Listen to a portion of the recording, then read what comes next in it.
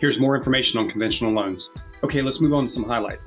A conventional loan can be used to purchase a primary residence, a second home, like a beach house or a mountain house, and an investment property.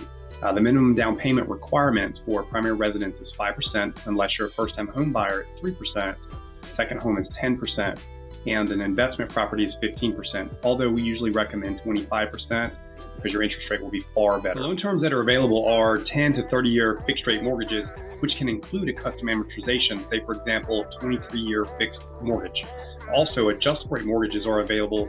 Generally, they have initial fixed-rate periods of 5, 7, and 10 years. The minimum credit score on a primary residence in a second home is a 620, although we usually do recommend a 680 if you're putting down less than 10%, only because sometimes the interest rates and PMI can be unfavorable.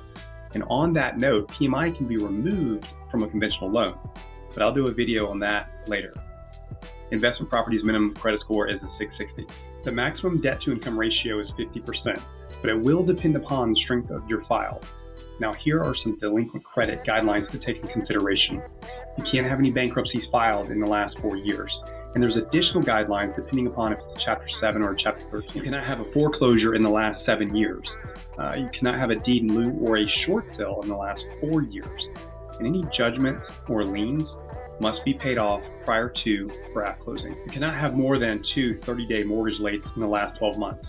And collections most likely will need to be paid off if you're purchasing a multi-unit, second home, or investment property, although it's not required if it's a single unit primary residence. Refinances can have slight variations to these guidelines, so I recommend you contacting a loan officer to discuss your specific situation.